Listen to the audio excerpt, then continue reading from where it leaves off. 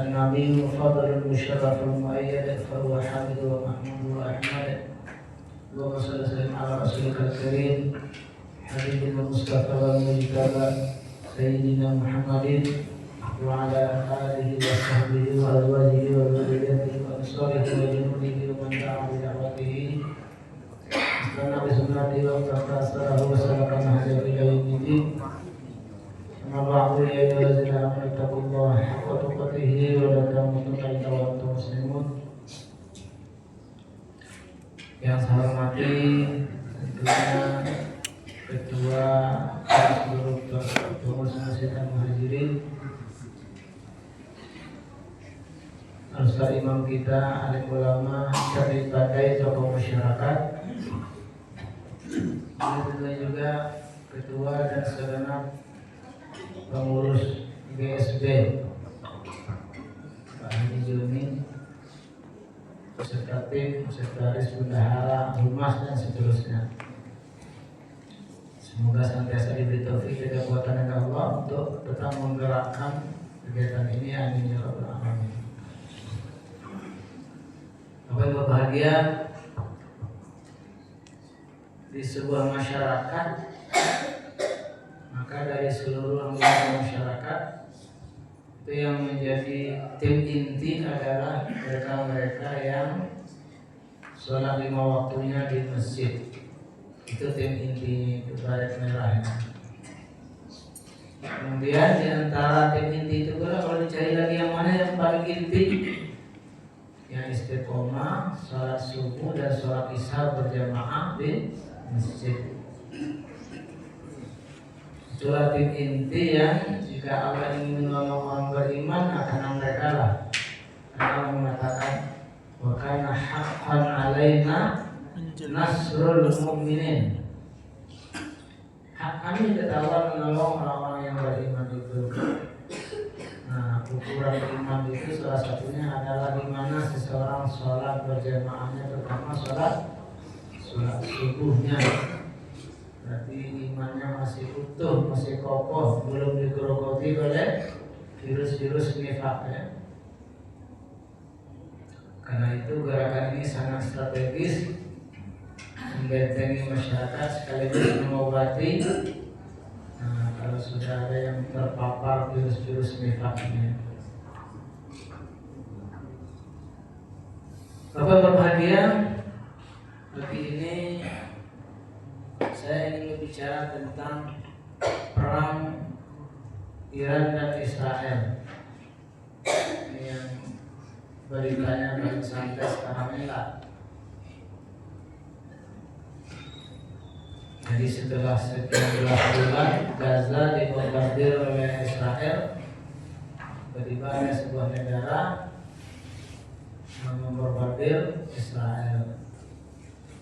Agak terobati juga kita sedikit kehancuran yang kita lihat di Gaza nampak juga di Israel. Hanya saja di media sosial ada hal-hal yang berlebih-lebihan. Ada yang mengatakan satu-satunya negara yang menerapkan Al-Quran dan sistem Islam 100%, itulah dia Iran. Karena dipimpin oleh cucu Rasulullah, macam-macam. Saya secara pribadi ada kekhawatiran simpati yang berlebihan ini, euforia yang berlebihan membela Iran ini, jangan-jangan nanti berubah menjadi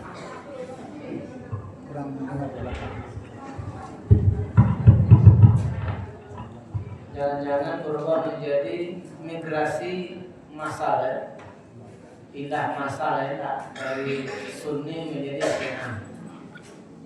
Karena sepertinya ini dimanfaatkan betul oleh tim mereka untuk sosialisasi Syiah.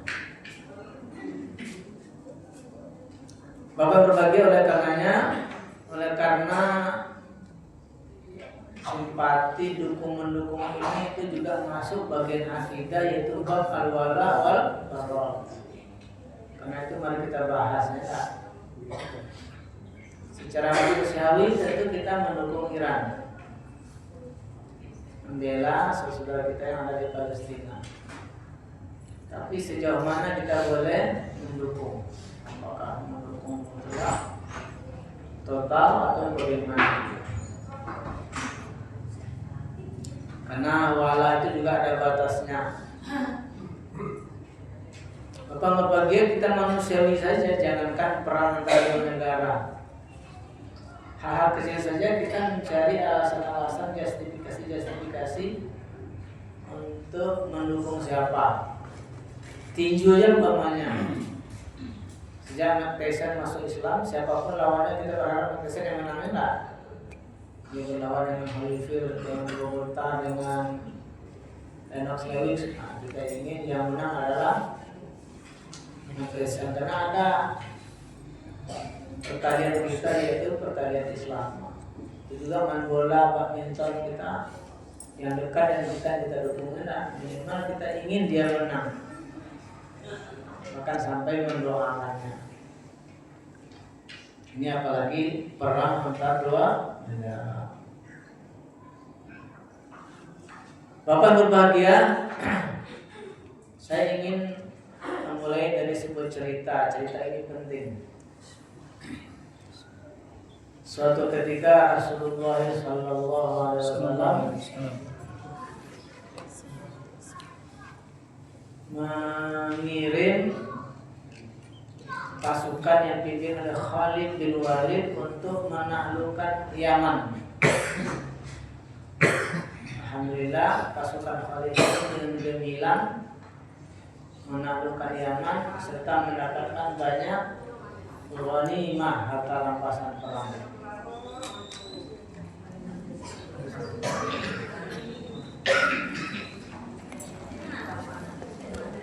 Kemudian setelah dekat musim haji, Nabi mengutus Ali bin Abi Thalib untuk menyusul Khalid bin Walid ke Yaman, menyampaikan dua pesan. Yang pertama, mengumpulkan ghanimah. Yang kedua, mengajak pasukan Khalid bin Walid untuk menunaikan ibadah haji. Jadi dari Yaman tak usah pulang ke Madinah, langsung ke Mekah saja. Sesampainya di Yaman, Ali bin Abi Thalib menyampaikan pesan itu serta mengumpulkan ghanimah. Dan karena beliau ini ahli baik, beliau mengambil sedikit ghanimah itu. Nah, perbuatan Ali bin Abi Thalib ini rupanya dianggap salah oleh sebagian pengikut atau pasukan Khalid bin Walid. Apa akibatnya ketika Ali bin Abi Thalib mengomandoi pasukan ini untuk pulang ke Mekah dan memberikan apa-apa?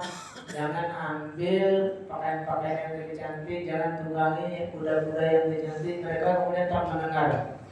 Tetapi ambilnya jaket-jaket yang dicat-cati, karena waktu itu terkenal jaket dari Yaman itu bagus-bagus. Mereka ambil, mereka tunggangi, karena dibagi. Dan dia cerita terjadilah clash, ya, kurang nyaman antara sebagian pasukan Khalid bin Walid dengan Ali bin Abi Thalib. Sesampainya di Mekah, Nabi tentu tahu. Tapi Nabi ini punya cara mengajukan konflik.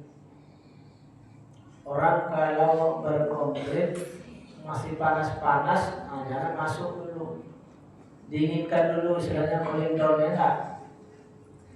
Kalau Bapak Ibu mengenalkan suami istri, mereka lagi panas-panasnya, diamkan dulu. Jangan pas panas-panas itu masuk, nanti meledak, ya. Jadi Nabi biarkan saja dulu.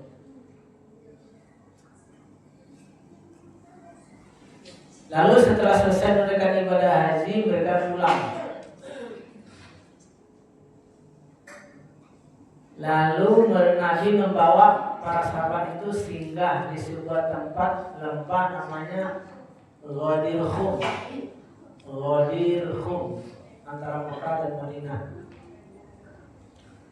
Di situ bermalam dan Nabi mengambil kesempatan ini untuk berpidato. Cukup panjang pidato Nabi. Di antara isinya adalah tentang kelebihan ahli bait.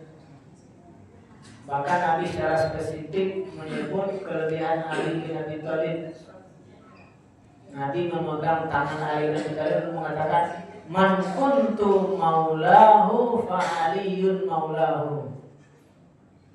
Siapa yang cinta loyal kepada saya, maka dia juga cinta dan loyal kepada Ali. Ini peristiwanya benar, ada di dalam Sahih Muslim, Ahmad, Abu Daud dan An-Nasai. Nah, ini dijadikan senjata oleh orang Syiah untuk mendoktrin orang supaya masuk Syiah.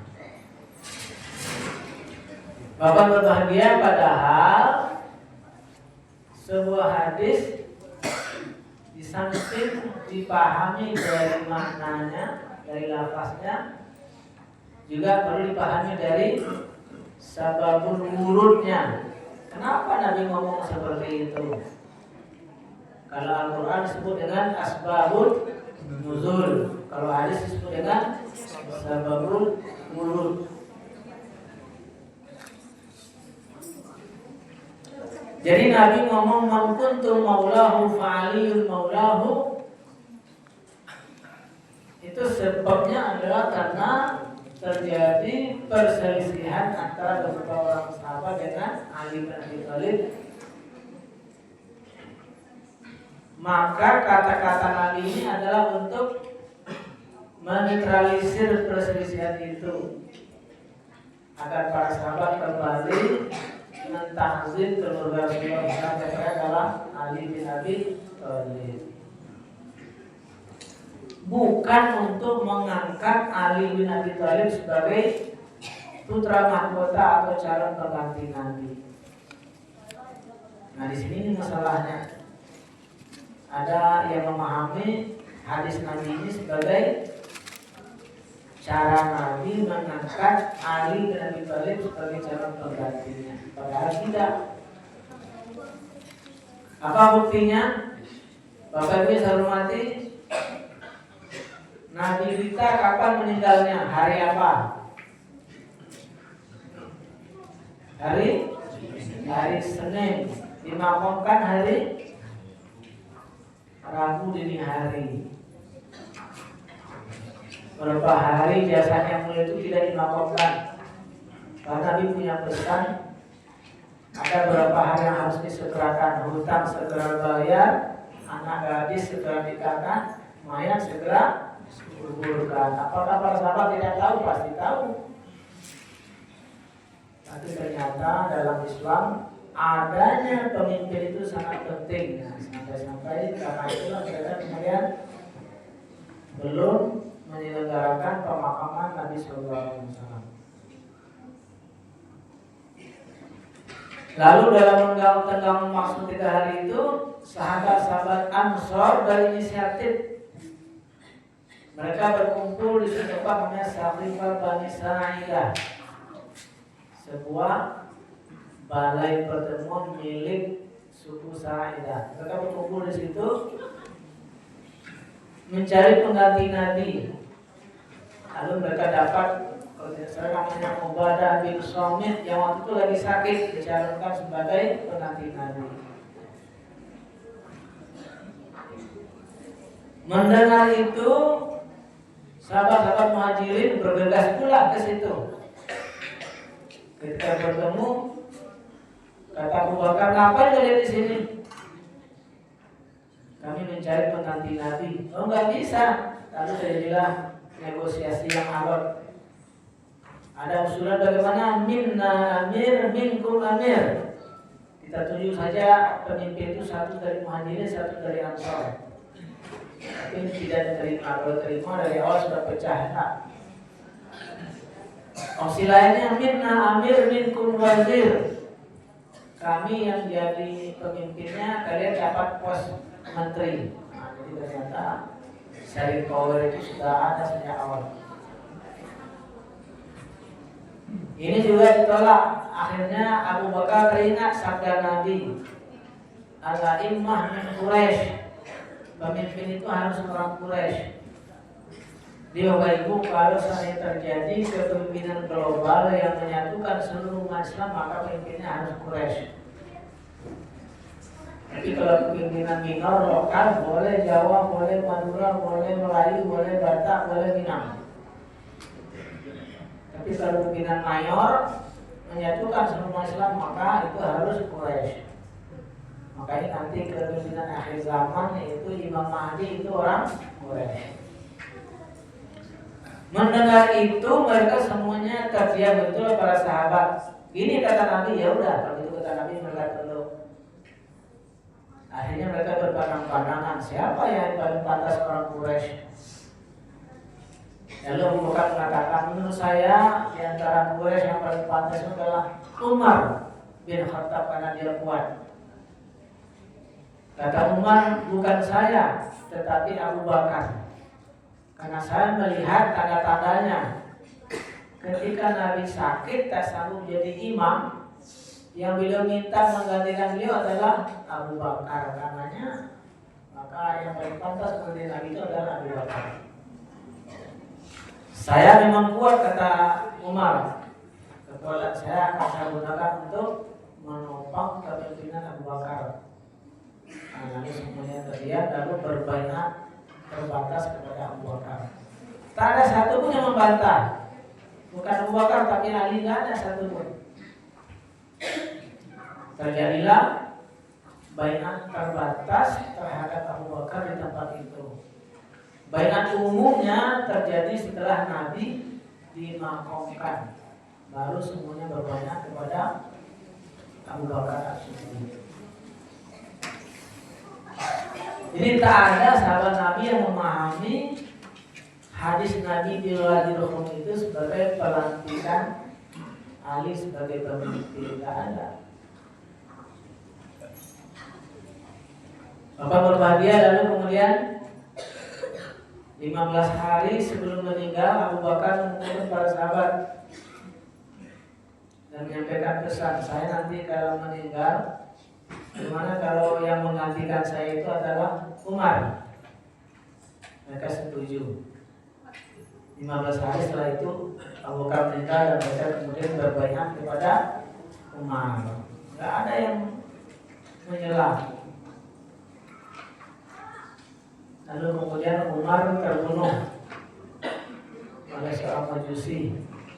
Siapa namanya? Abu Lu'lu'ah. Dibuatnya senjata khusus bermata dua dikasih racun. Ketika sholat subuh kan gelap-gelap, ketika tak ada industri seperti ini, Umar jadi imam ditikam dari belakang tembus ke depan. Lalu Abu Lu'lu'ah ini dikejar, dibunuh dan dimakamkan di luar tanah haram. Lucunya sekarang replika makam Abu Lu'lu'ah itu ada di Iran. Mereka tawaf di situ sambil berdoa, Allahumma syurna ma'a Abi Lu'lu'ah yaumil qiyamah. Ya Allah, kumpulkan kami bersama Abu Lu'lu'ah pada hari kiamat. Kira-kira doanya kabul atau tidaknya? Kabul. Karena Abu Lu'lu'ah itu kan tempatnya neraka, kan minta dikumpulkan dengan Abu Lu'lu'ah ini. Bapak berbahagia, Umar ini setelah ditikam belum langsung meninggal, masih ada mulai 3 hari. Maka pada masa 3 hari itu beliau mengumpulkan para sahabat, kalau saya meninggal nanti tolong cari pengganti saya salah satu dari 6 orang. 6 orang itu adalah sahabat Nabi yang menjadi masuk surga yang masih hidup. Tapi mereka ini satu persatu mengundurkan diri, saya akan jadi calon, sampai jadi calon. Akhirnya Abdurrahman bin Auf berinisiatif maju, tapi bukan sebagai calon, tapi sebagai panitia pemilihan. Maka dia berkeliling seluruh kota Madinah sampai juga bertanya kepada ibu-ibu, Ini ada dua calon kita ini yang tertinggal, Utsman bin Affan dan Ali bin Abi Thalib, siapa yang paling pantas? Inilah pemilu pertama dalam Islam. Ketua KPU-nya Abdurrahman bin Auf. Cuman karena waktu itu penduduknya tidak seperti sekarang, maka cukup didatangi ke rumahnya. Nah, kalau kayak Indonesia ini dia datang pemilu seperti itu 1 tahun kita belum dapat presiden lagi. Nah, atau bentuk Mbak, soalnya kisah bagus. Makanya disederhanakan pakai gambar, pakai TPS. Terpilihlah Utsman bin Affan. Di masa Utsman bin Affan ini ada seorang Yahudi dari Yaman namanya Abdullah bin Sabah, pura-pura masuk Islam. Lalu dari dalam beliau membuat kekacauan pemikiran, diantaranya mengisukan Utsman bin Affan ini nepotis. Dia mengangkat gubernur itu sanak saudaranya. Padahal gubernur-gubernur di masa Utsman ini adalah yang diangkat oleh khalifah sebelumnya, Umar bin Khattab. Orang-orang yang baru Islam, lalu masuk Islam dari Mesir, di Irak, di Kufah itu terpengaruh, akhirnya demo besar-besaran, mereka kepung rumah Utsman bin Affan.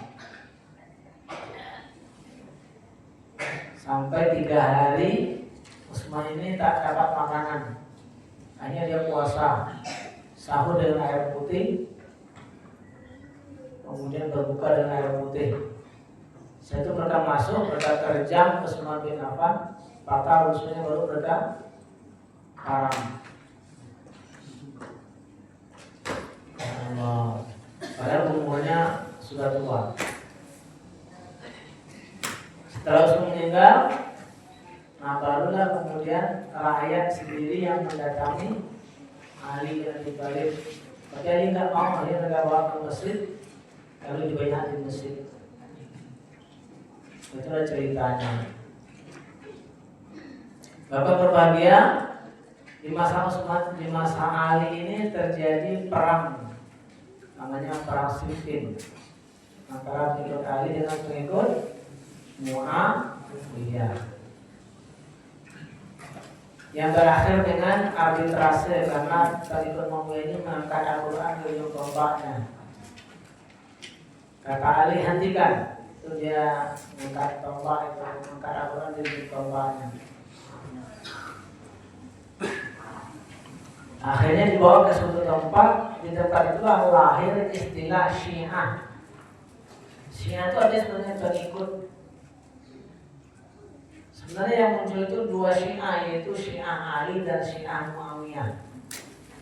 Jadi kira-kira panitia ini yang membagi. Yang ikut Ali sana yang mempunyai, yang ikut Muawiyah sana ya.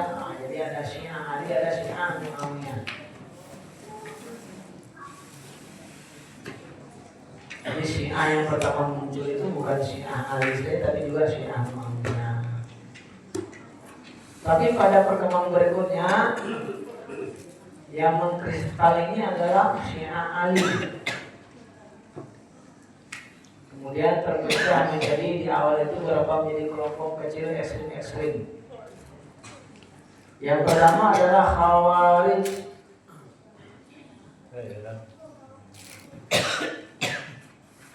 Mereka ini menyalahkan Muawiyah sekaligus menyalahkan Ali. Bukan hanya menyalahkan tapi mengkafirkan.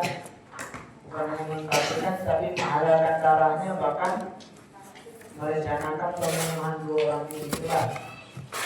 Orang Khawarij itu menyalahkan, mengkafirkan, menghalalkan darah, menumpahkan darah. Tapi yang terjadi adalah terbunuhnya Ali Muawiyah tidak. Yang kedua adalah pengikut Ali yang termakan oleh racun-racun pemikiran yang disuntikan oleh Abdullah bin Sabah. Bagaimana Abdullah bin Sabah ini dia hulu berlebihan kepada Ali, mengatakan bahwa Ali itu adalah titisan Tuhan. Dia suci, dia mulia. Inilah cikal bakal kelompok Syiah yang di awal-awal itu namanya adalah Firqah Sabaiyah, kelompok Sabah, Abdullah bin Sabah.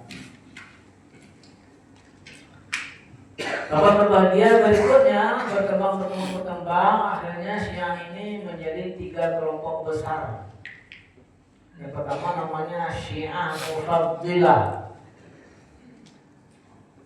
yaitu Syiah yang beranggapan bahwa Ali bin Abi Thalib lebih afdal, lebih sah untuk menjadi khalifah dibanding Abu Bakar dan seterusnya. Tapi mereka menerima kepemimpinan Abu Bakar, Umar dan sebenarnya tidak mengkafirkannya. Nah, di antaranya itu berkembang menjadi kelompok Syiah Zaidiyah yang berkembang di Yaman. Syiah Zaidiyah ini adalah Syiah yang ajarannya paling dekat dengan Sunni, bahkan tidak ada masalah. Salah satu ulamanya Imam Asy-Syaukani itu punya kitab tafsir fikih dan usul fikih yang dibaca dan diperdomani juga oleh orang Sunni, tidak ada masalah. Tapi di zaman modern ini pemimpin mereka namanya Abdul Malik Al-Husi itu kuliah S2 dan S3 ke Iran. Nah, berubah dari Zaidiyah menjadi Rafidah atau Imamiyah sampai sekarang. Di Husi Yaman itu dahulunya Zaidiyah, sekarang sudah menjadi Rafidah sebagian besarnya karena ikut pemimpinnya. Bapak berbagai yang kedua adalah kelompok Rafidah, yaitu dari kata-kata Rafidah yang menolak Syiah yang menolak kekhalifahan Abu Bakar dan Umar. Bahkan mereka menuduh Abu Bakar dan Umar itu merampas kekhalifahan dari tangan Ali. Nah, ini yang mainstream berkembang di Iran. Ada 2 belah. Yang pertama Syiah 12. Kenapa disebut Syiah 12? Karena mereka berkeyakinan ada 12 imam yang maksum.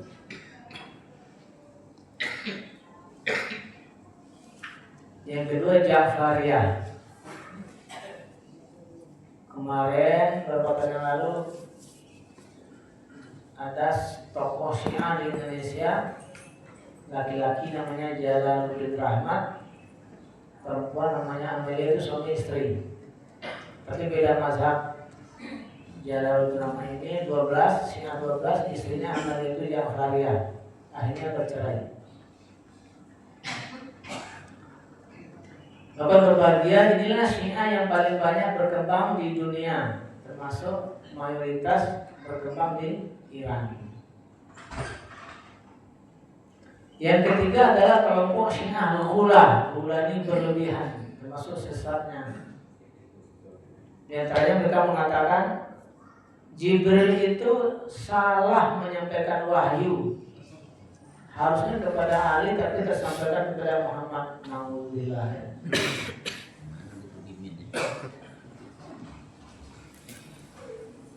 Dahulu itu banyak Ghula ini kelompok kebatinan, diantaranya Qaramithah namanya, ini Syiah kebatinan yang sangat kejam, pernah menyerbu Ka'bah dan menyembunyikan Hajar Aswad berbulan-bulan.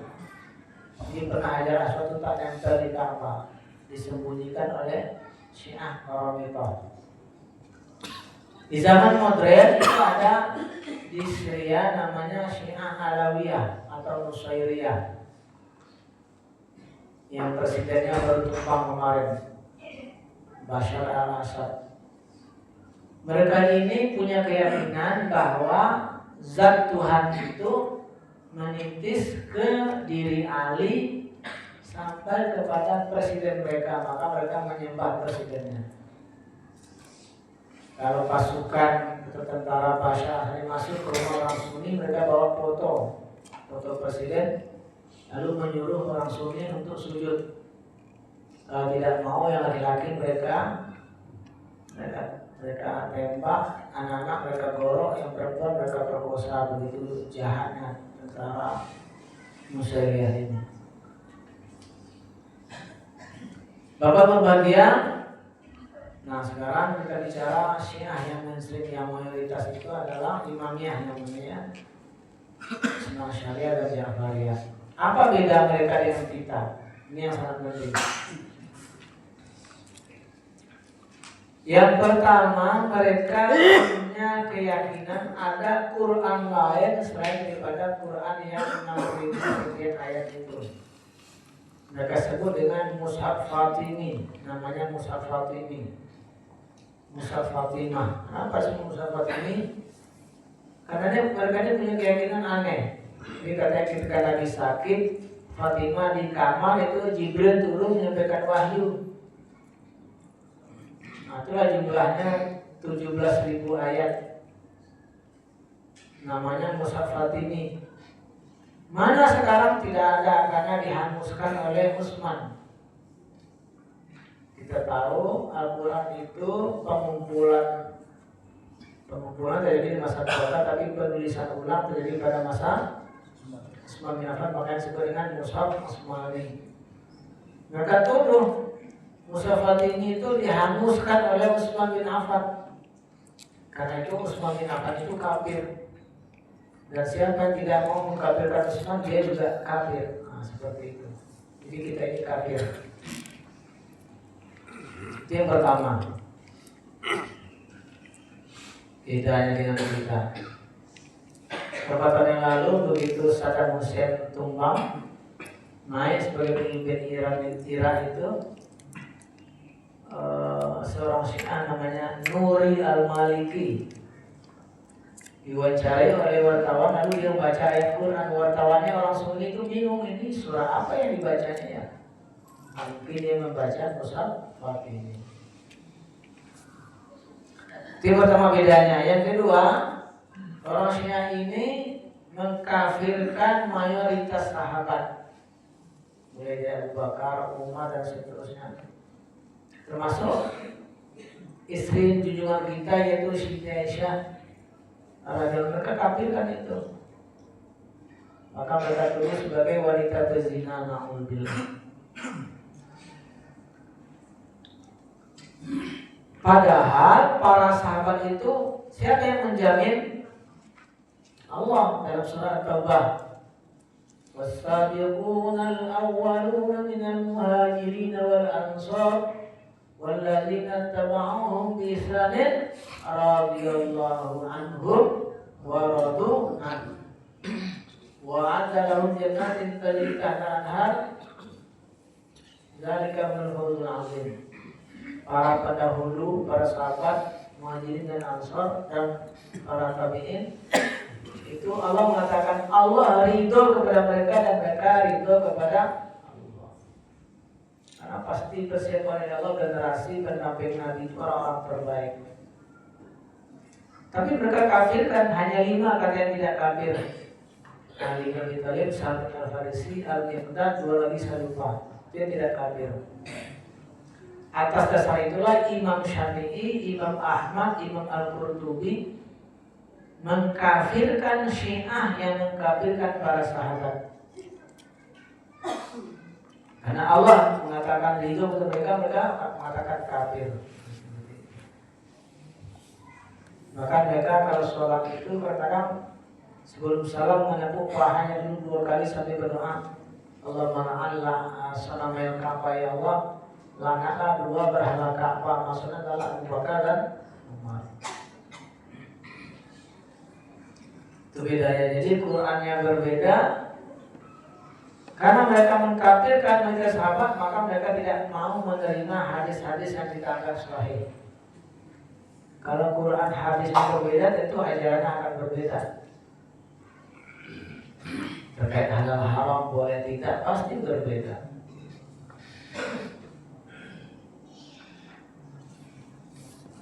Kabar berbahagia. Terus apa lagi bedanya konsep Imam Mahdi? Imam Mahdi dalam konsep Ahlussunnah wal Jamaah adalah seorang keturunan Rasulullah yang akan muncul di akhir zaman, namanya Muhammad bin Abdullah, yang akan menegakkan keadilan dan menghilangkan kezaliman.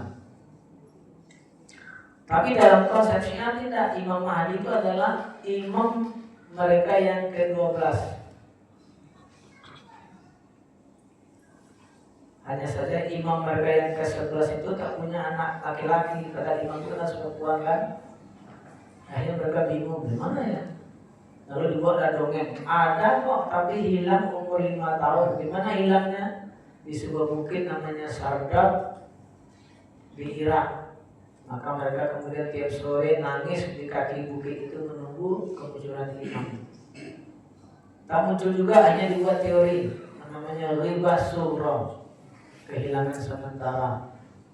Setelah 70 tahun dinantikan juga datang, dibuatlah teori baru ghibah kubra, kehilangan permanen. Supaya dunia tetap dipimpin oleh imam yang suci, maka dibuatlah sebuah lembaga namanya Wilayatul Faqih. Dulu pemimpinnya namanya Khomeini, sekarang namanya Khamenei. Itu bagi mereka adalah pemimpin tertinggi yang memimpin dunia ini. Nah, itu bedanya. Akan berbahagia. Di kita itu banyak sebenarnya tersebar cerita-cerita yang mengagungkan Ali bin Abi Thalib. Pamannya kalau petir itu suara Ali, kilat adalah cemetinya. Pernah dengar Pak? Nah itu cerita-cerita berlebihan tentang Ali. Perlu sampai ngaji situ letak. Tahu nanti. Alhamdulillah kalau begitu. Baik, kemudian jadi bolehlah kita bersimpati kepada Iran? Boleh. Apa yang tidak boleh? Pindah menjadi Syiah, melupakan kesesatan-kesesatannya. Itu bisa saja terjadi, apalagi ibu-ibu yang kadang-kadang lebih menentukan perasaan ibu-ibu. Tambah lagi bagi bapak dan anak-anak muda laki-laki, ada lagi jeratnya satu namanya nikah mun'ah, bukan muti'ah, yang mun'ah. Itu nikah kontrak, nikah 1 malam, 2 malam, seminggu, sebulan. Banyak mahasiswa yang menjadi Syiah karena nikah mun'ah ini.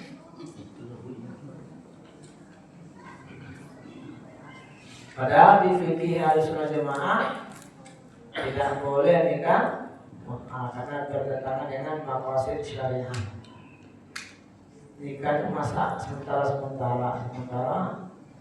tujuannya kan untuk berketurunan, ada tanggung jawab, ada kewajiban. Apa berbahagia? Hati-hati. Kalau nampak orang sholat sujudnya ke batu, wah itu dia satu cirinya. Itu batunya dari Karbala. Kalau bagi mereka itulah sujud yang paling baik. Kalau kening ini nempel di batu dari Karbala, itulah orang Syiah. Tampon yang besar. Hah? Dari tampon yang Cuma bagi mereka Karbala itu tempat suci, tempat terbunuhnya Husain. Padahal Husain itu mereka sendiri yang mengundangnya ke Irak dan mereka sendiri yang membunuhnya. Tapi yang disalahkan adalah Yazid, dan kita ini dianggap menyebelah kepada Yazid. Makanya bagi orang Syiah, orang Sunni itu lebih kafir daripada orang Yahudi dan Nasrani. Karena orang Yahudi dan Nasrani tidak merampas kehalifahan, tidak menghilangkan mushaf Fatimi. Nah, kita ini dianggap bersama dengan Abu Bakar dan Umar merampas kehalifahan, dan bersama dengan Utsman bin Affan menghilangkan mushaf Fatimi, dan bersama dengan Yazid membunuh Husain. Karenanya Kalau mereka punya pistol ada 3 peluru mau membunuh orang Yahudi, orang Nasrani, orang Sunni, yang pertama dibunuhnya adalah orang Sunni.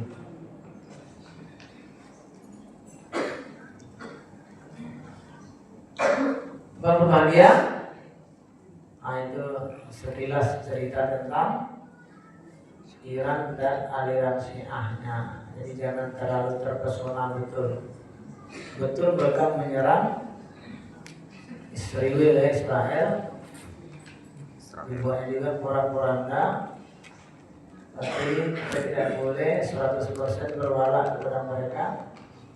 Kan berwala itu juga ada kaidahnya. Kita boleh berwala kepada orang yang dekat kepada Allah, kepada orang yang dari Allah. Jadi kita harus mengarang-arang wala. Jadi kita rembet juga. Baik, ada pertanyaan Bapak Ibu? Silakan. Jangan yang berat-berat. Kenapa mereka menyerang Israel,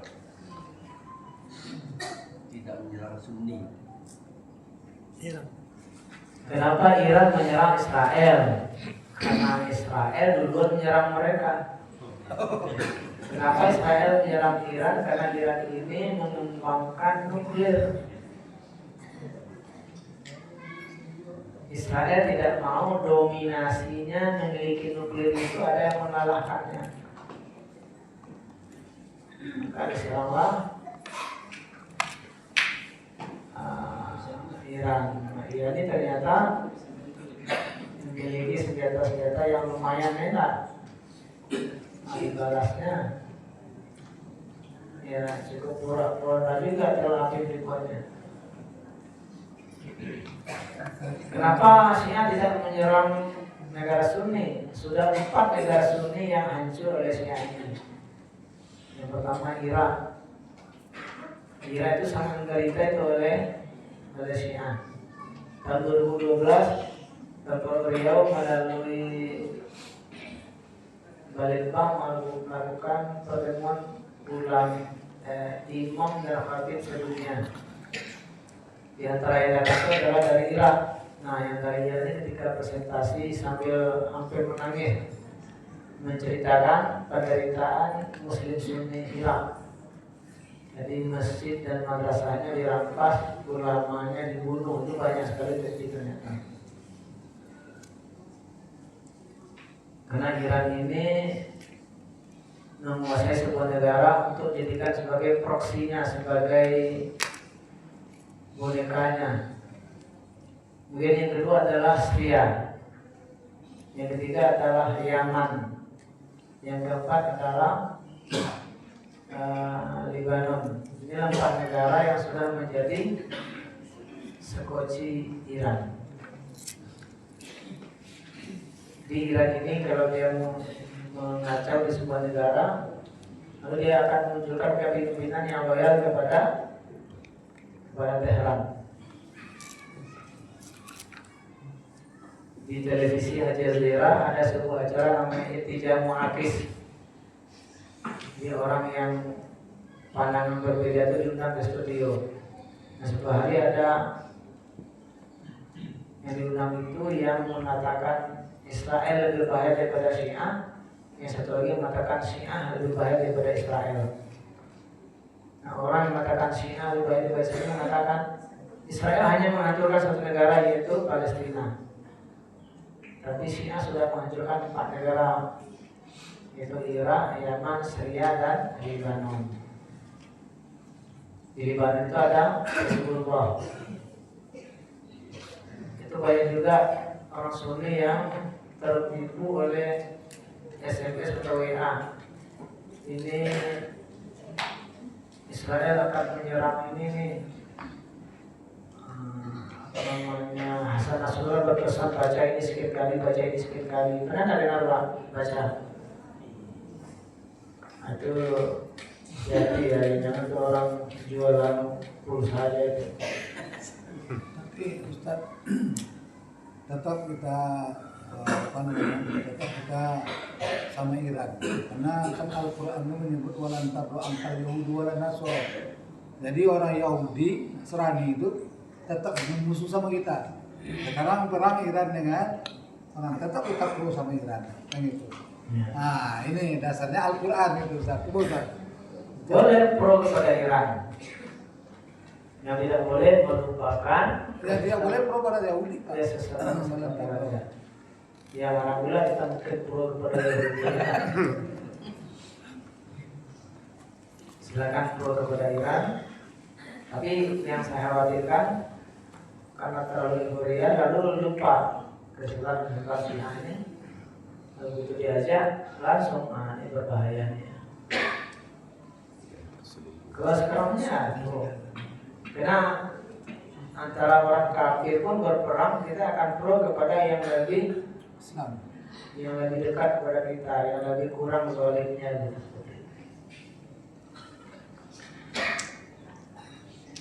Sebentar lagi awaknya zalim lagi Ustaz. Negara awak itu kan. Bahwa Sebentar lagi di negara awak ini yang banyak zalim lagi. Belum jalan dari pemimpin ya. Alhamdulillah. Di negara awak Dia itu musyrik atau kafir? Gimana Pak? Si A itu musyrik atau kafir dia? Syiah itu ada yang penyimpangannya sedikit ya, bahkan sangat dekat dengan Sunni itulah Zaidiyah tadi itu. Ada yang kafir gara-gara keyakinan mereka seperti tadi itu, mereka mengkafirkan para sahabat.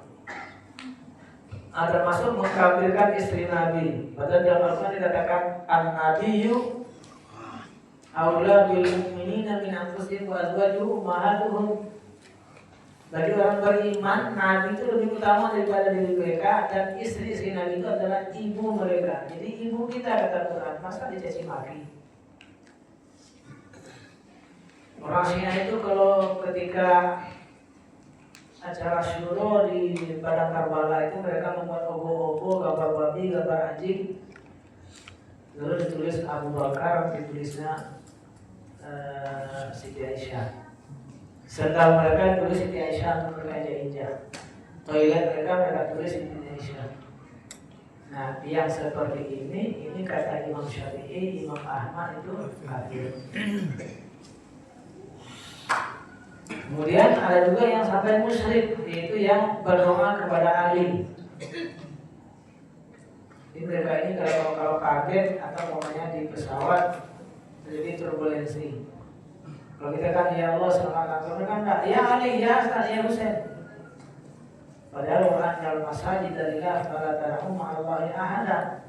Tak boleh bersujud kepada selain Allah. Mereka bersujudnya kepada itulah bekas-bekas hulu yang ditanamkan oleh Abdullah bin Sabah.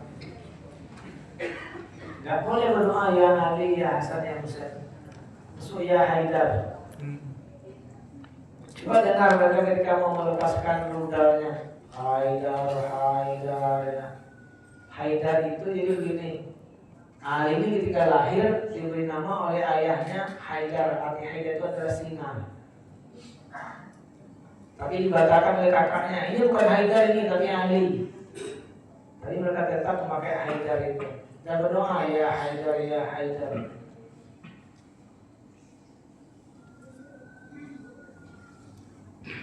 Gitu ya. Jadi ada keyakinan mereka yang dihukumkan kafir, ada yang dihukumkan syirik. Kalau istri Nabi mereka caci maki ya kafir lah. Ada seorang ulama Syiah sekarang di Inggris, dia lari karena dihukum bunuh oleh Kuwait, karena dia orang Kuwait. Lalu dia mendapatkan tempat di Inggris. Itu dia sebentar ke pidato, uqirru bi'anna Aisyah finnar. Saya menetapkan bahwa Aisyah itu neraka. Masa ada gitu? Setiap sebentar dia ngomong gitu. Sehingga seorang ulama Mesir, Wajlunan namanya, mengatakan, saya kalau dekat kepada Yasir al-Habib ini saya bunuh, katanya. Nama Allah itu Yasir al-Habib.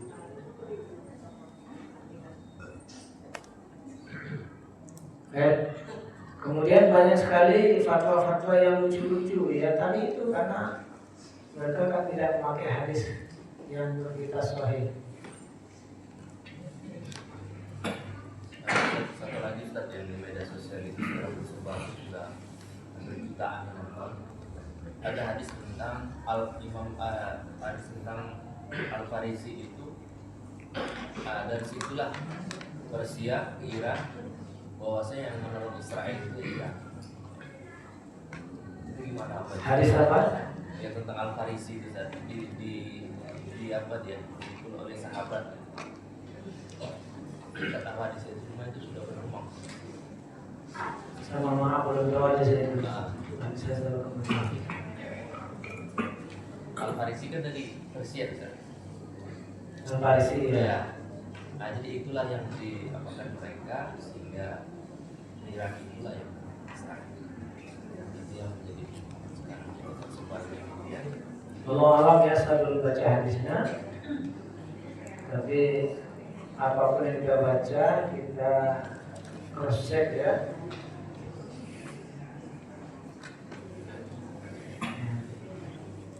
Supaya masyarakat jangan lepas kendali akhirnya tidak menjadi syiah. Karena banyak hal yang membuat orang tertarik pada syiah itu diantaranya harta. Iran itu sangat kaya karena pengurus syiah itu ada kewajiban khumus 1/5 harta itu diserahkan kepada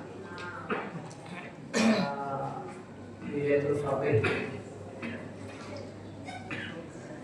Karenanya kedutaan Iran itu sangat aktif mensosialisasikan tentang budaya-budaya. Banyak orang dikasih beasiswa, disuruh nikah mu'ah, tidak ada di sini.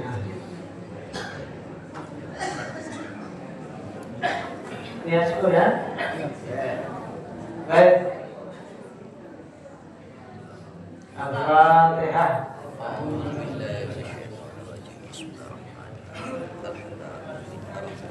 Sebagai muslim tentunya kita tidak menghendaki dari hancur.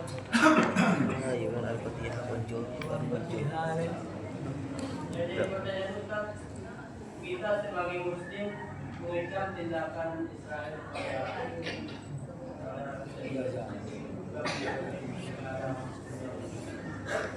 tapi yang menjadi tanda tanya kita, rata-rata negara muslim kita akan lupa yang bersatu menghadapi Israel dan tentunya kalau mereka bisa balik. Tapi yang mempunyai keberanian bertemu secara dengan Israel hanya itu yang mempunyai keberanian. Mengapa begitu? Ya, mengapa negara lain Iran tidak berani melawan Israel? Karena itu semua tidak mengikat secara ucapan. Ya, baik. Banyak faktor ya.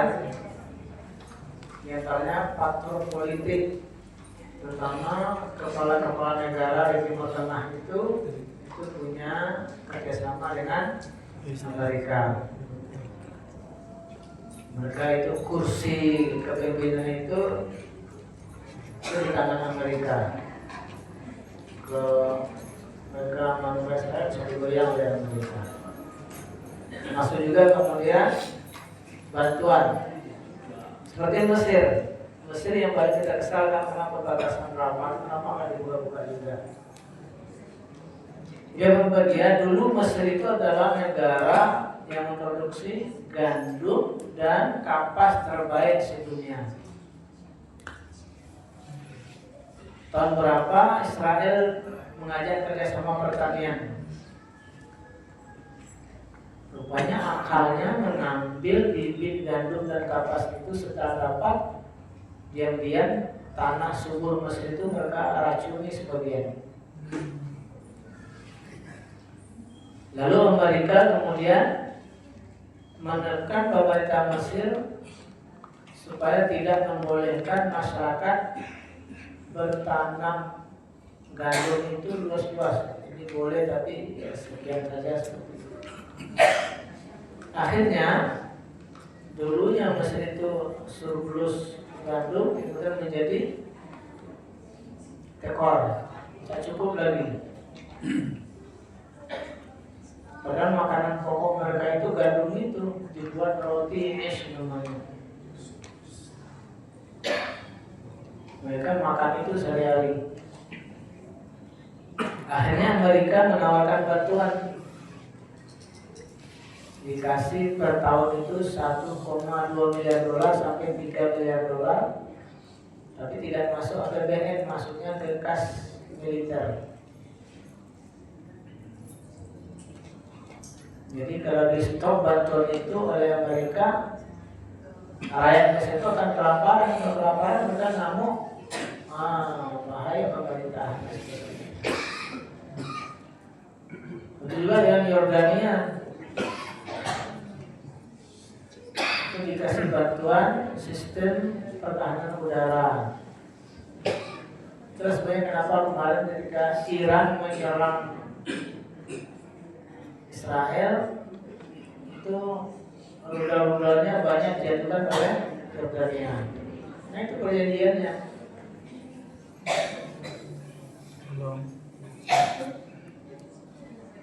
Baik.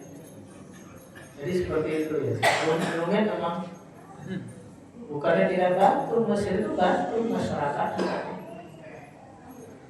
Sebelum kemarin terowongan antara Mesir dan Gaza itu dimusnahkan, mereka membantunya melalui terowongan itu.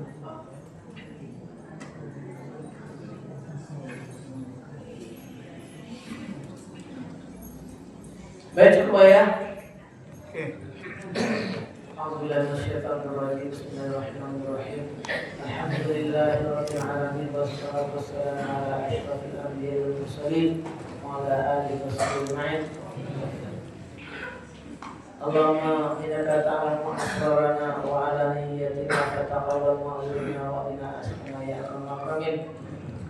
Allahumma ja'al jam'ana ja'alna marhamat wa firah wa man ba'dihi firah ma'sumah.